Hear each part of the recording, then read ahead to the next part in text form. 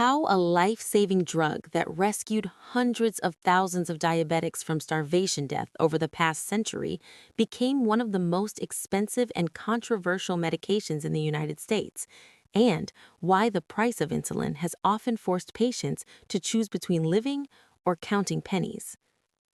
Before 1921, a diagnosis of diabetes in the United States, especially for a child or young adult, was not a chronic condition to be managed.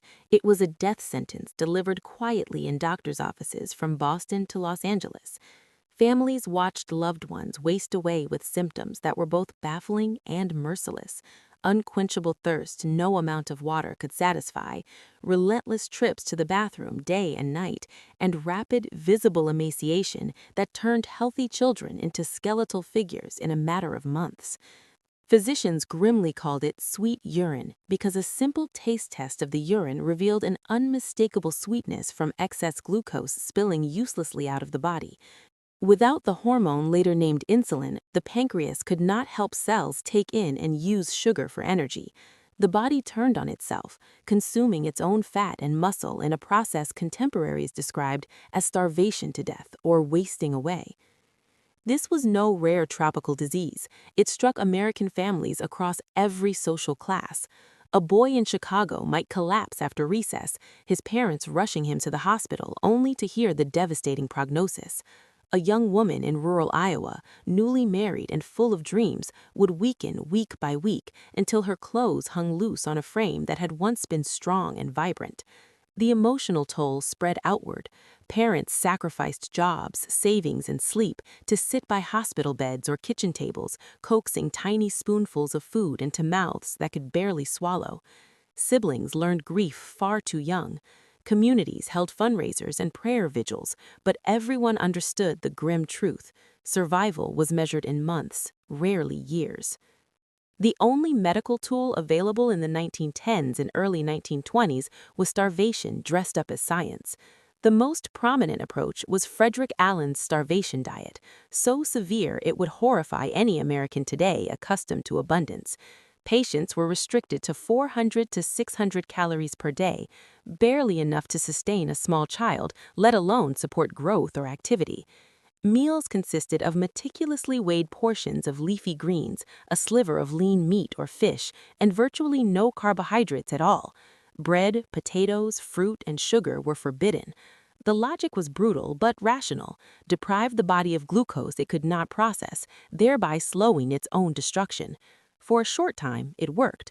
Blood sugar levels dropped, and some patients gained a few precious extra months, occasionally even a couple of years. But the cost was horrific. Children became listless shadows, growth stunted, spirits broken. Adults lost jobs because they were too weak to stand. Families fractured under endless vigilance and guilt. Newspapers carried heartbreaking accounts. One mother in Philadelphia reportedly weighed every gram of food on a pharmacist's scale while her daughter begged for more. Doctors, powerless to offer real hope, sometimes turned a blind eye to desperate home experiments. Miracle cures flooded the market, fruit-only fasts that supposedly flushed the poison, herbal teas sold by traveling hucksters, mysterious powders advertised in magazine back pages as diabetes vanquishers. Desperate families spent their last dollars on placebos. Physicians knew better, but often felt morally torn. False hope seemed kinder than admitting complete defeat. In medical circles, a bitter joke circulated. The best treatment for diabetes in the 1920s wasn't medicine at all. It was a really good diet. The less you eat, the longer you live. The sarcasm cut deep because everyone knew the punchline: no diet could ultimately save them. Children and young adults with what we now call type 1 diabetes typically survived only 1 to 3 years after symptoms appeared, before slipping into diabetic coma and death. The disease was not merely medical, it was a family tragedy enacted in thousands of American homes. Yet, even as despair gripped the United States, a revolution was quietly taking shape just across the border in Toronto, Canada. In 1921, a determined young orthopedic surgeon, Frederick Banting, still carrying the scars of World War I service, partnered with medical student Charles Best, working under Professor John Macleod at the University of Toronto, and with crucial assistance from biochemist James Collip. They set out to isolate the mysterious pancreatic substance that regulated blood sugar. Their approach was crude, yet brilliant. They tied off the pancreatic ducts in dogs, waited for the digestive enzymes to atrophy, and extracted the remaining tissue. After countless failures and refinements, they produced an extract that dramatically lowered blood sugar in diabetic dogs. The first human trial came on January 11, 1922. 14-year-old Leonard Thompson, a Canadian boy wasting away in a Toronto hospital, received the inaugural injection.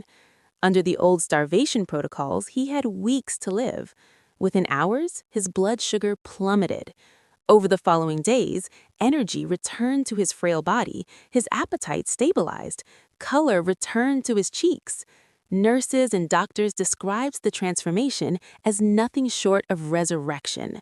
The boy who had been a living skeleton began to gain weight and strength. Word of the miracle spread like wildfire through North American medical circles. American physicians reading dispatches in the Journal of the American Medical Association could scarcely believe the reports. Here was a substance that did not merely delay death, it reversed it. Banting and Best's discovery was no wartime fluke, despite later romantic myths. It was deliberate, painstaking science. Macleod supplied laboratory resources and organizational skill. Collip's purification techniques made the crude extract safe for repeated human use. By late 1922, the breakthrough could no longer be contained within Canada. American doctors wrote urgent letters pleading for samples. Families in the United States, catching rumors through newspapers, sent desperate appeals to Toronto. The Canadian spark crossed the border and ignited hope that would forever change American medicine.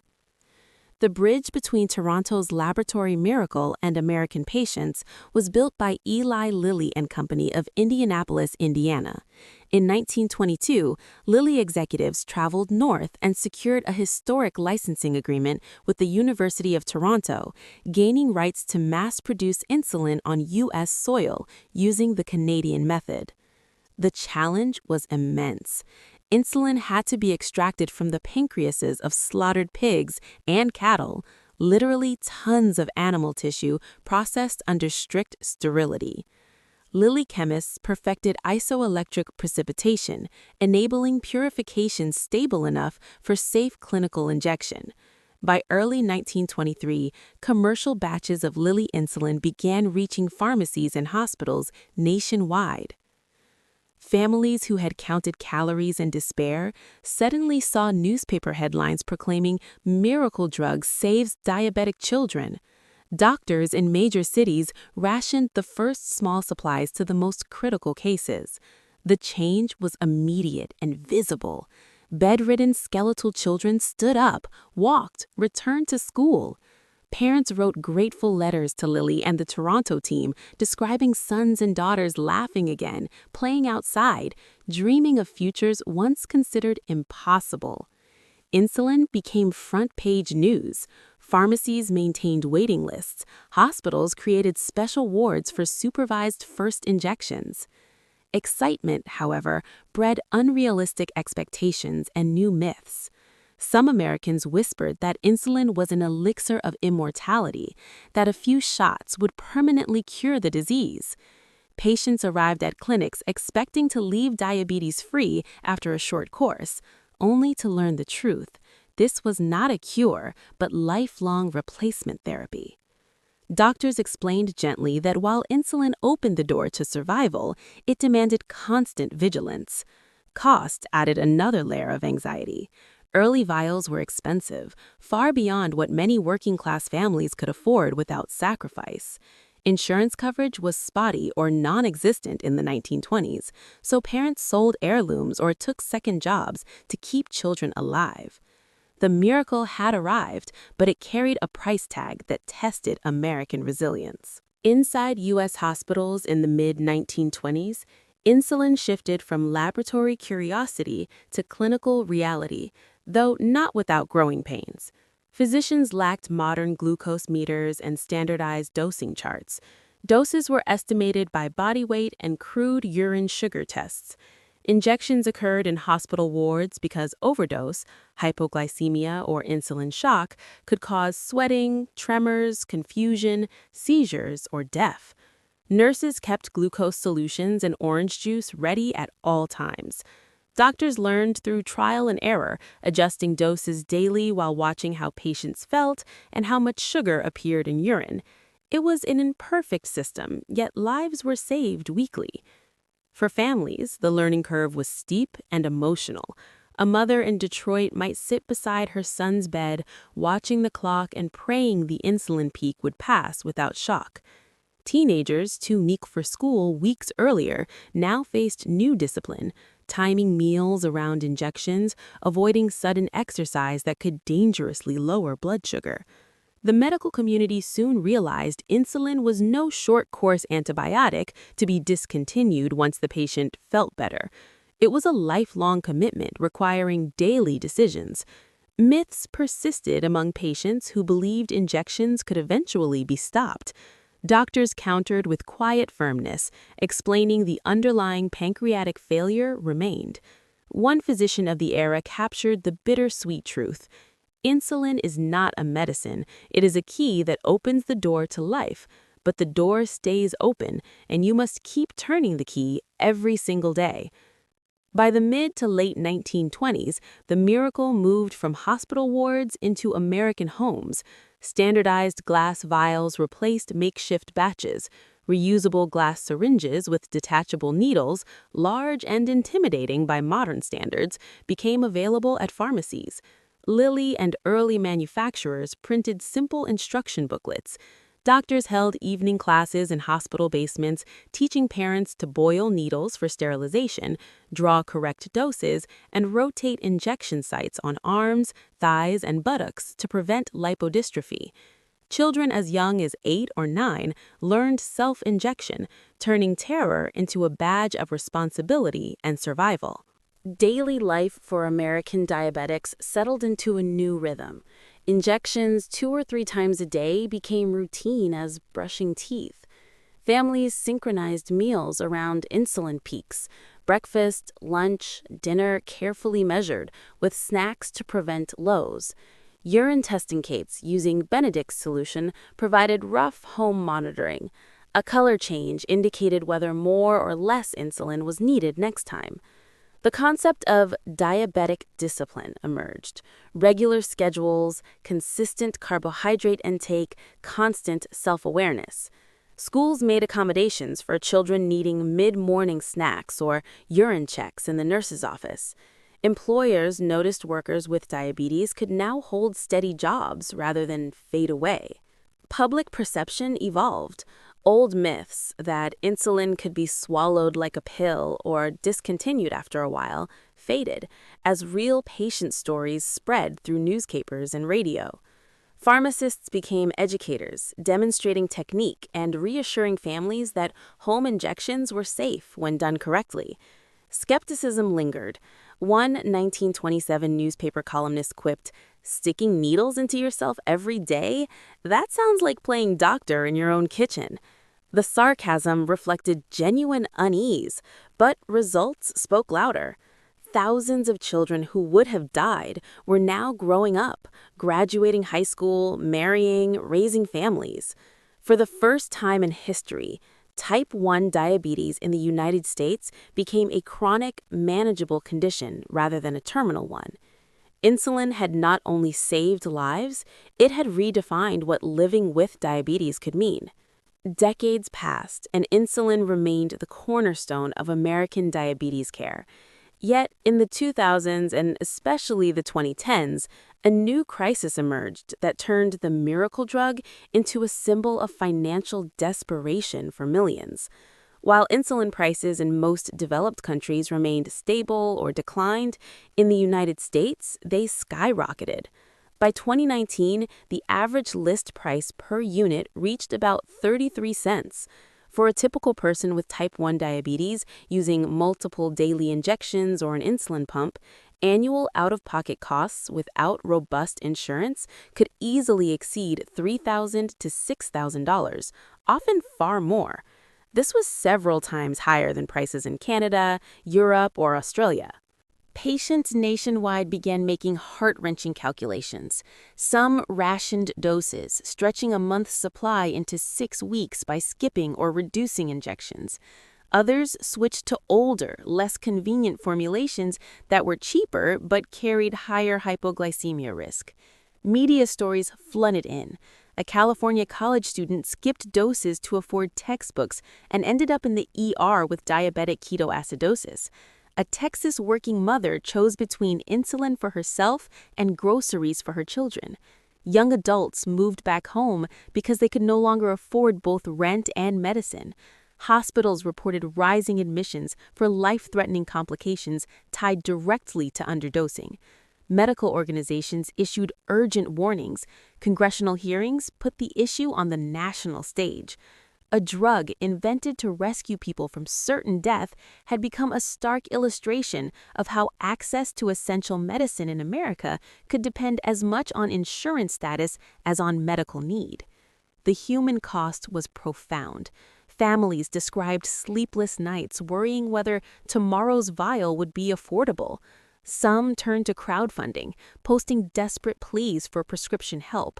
Others crossed into Canada or Mexico for lower-cost insulin, risking legal and safety issues. The crisis forced uncomfortable questions about U.S. healthcare economics. Insulin, created to save lives, had become a symbol of how even the most vital medicines could turn into luxuries. As one patient advocate remarked with dark humor echoing 1920s sarcasm, people were learning to live not only with diabetes, but with the mathematics of their insurance policy, calculating carbs, blood sugar, and dollars simultaneously. The turning point arrived in 2022 with passage of the Inflation Reduction Act, signed into law by President Biden on August 16, 2022. Though officially titled an act to reduce inflation, its most transformative impact fell on healthcare, particularly Medicare, the federal health insurance program for Americans 65 and older and certain disabled individuals. The IRA imposed strict out-of-pocket spending caps on insulin for Medicare beneficiaries. Effective January 1, 2023, all Medicare Part D plans, prescription drug coverage through pharmacies, were required to cap insulin costs at no more than $35 per monthly supply for each covered insulin product. The Part D deductible no longer applied to insulin. A 3-month supply costs no more than $105. From July 1, 2023, the same $35 monthly cap extended to insulin delivered via traditional durable insulin pumps under Part B. These changes affected millions of older Americans who previously paid hundreds of dollars monthly, even with coverage.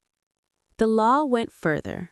Starting in 2025, Medicare Part D introduced an overall annual out-of-pocket cap of $2,000 for all covered prescription drugs, rising to $2,100 in 2026. Once that limit is reached, beneficiaries pay nothing more for covered medications that year. Beginning in 2026, the insulin cap formula became the lesser of $35, 25% of the maximum fair price if the drug enters Medicare's drug price negotiation program, or 25% of the plan's negotiated price. While major insulins have not yet completed the first rounds of price negotiations, the initial 10 drugs took effect in 2026, key insulins like Novolog entered the second round for 2027 prices. The $35 cap remains the effective ceiling for most patients. Intense public and political pressure prompted manufacturers to act even beyond the law's requirements. In March of 2023, Eli Lilly cut list prices on its most popular insulins by 70% and launched the program capping patient costs at $35 per month regardless of insurance status. Novo Nordisk followed with 75% reductions on many products. Sanofi reduced prices by up to 78% and matched the $35 monthly cap for patients. These voluntary programs extended relief to millions with private insurance or no coverage at all. By 2026, the landscape had changed dramatically from the crisis peak. The average price per unit of insulin fell to about 19 cents, a 42% drop from 2019 levels, and the lowest in a decade. For most Medicare beneficiaries and many privately insured patients, insulin now costs no more than $35 per month. Affordable biosimilars and unbranded versions appeared. Lilly's Insulin List Pro became available for $25 per vial. In California, the nonprofit Civica RX initiative, in partnership with the state's CalRx program, began selling long-acting insulin pens for approximately $11 each, or $55 for a pack of 5, starting in 2026, a fraction of traditional brand prices, with plans to expand nationwide. The U.S. healthcare system remains complex. Not every state mandates a $35 cap for commercial insurance, though roughly half, plus the District of Columbia, have enacted similar limits. Additional costs for test strips, needles, pumps, and continuous glucose monitors do not always fall under the same caps. Some patients still face high deductibles or pharmacy fees. Yet the overall trend is unmistakable. Insulin has largely ceased to be a cause of bankruptcy or life or death rationing. Meanwhile, scientific progress continued to ease the daily burden even as prices were being addressed. In the late 1990s and early 2000s, insulin analogs, laboratory-engineered versions of human insulin with small amino acid sequence changes, reached American pharmacies and revolutionized care. Rapid-acting analogs, Lispro, Aspart, Glutacine, begin working within minutes, peak sharply and clear quickly, closely mimicking the natural post-meal insulin surge. Long-acting analogs, Glargine, Detamir, Degludec, provide steady, nearly peakless basal coverage for 24 hours or longer. These advances delivered better post-meal control, fewer nighttime lows, and greater flexibility in meal timing and physical activity. Teenagers could join friends for pizza and simply adjust the dose. Shift workers maintained steady control despite irregular schedules. When paired with insulin pumps and continuous glucose monitors, analogs turned diabetes management into a near-automated partnership between technology and the body. Today, in 2026, millions of Americans wake up, administer an injection or change a pump cartridge, and step into lives that would have been unthinkable a century ago. The story of insulin in the United States is not merely a timeline of scientific breakthroughs and pricing battles. It is a saga of human endurance, scientific brilliance, and collective pressure that forced systemic change. From the starvation wards of the 1920s, where people died from sweet urine, through the Toronto Miracle and Lilly's industrial scaling, through decades of discipline and the financial despair of the 2010s, to the legislative breakthrough of the Inflation Reduction Act and today's $35 monthly cap, insulin has come full circle. It is once again what it was intended to be from the beginning, a key to life, increasingly accessible to those who need it. This 100-year journey demonstrates that medical progress is rarely simple or inexpensive. It demands not only laboratories and genius, but political will, public attention, and the courage to reform broken systems. Americans have walked this path alongside insulin, from despair to hope, from death sentence to manageable chronic illness. And every day when a person with diabetes calmly takes their dose without fearing it will empty their wallet, that quiet act is a powerful victory. A victory that began in a Toronto laboratory in 1921 and continues today, reminding us all that science and society, working together, really can create miracles.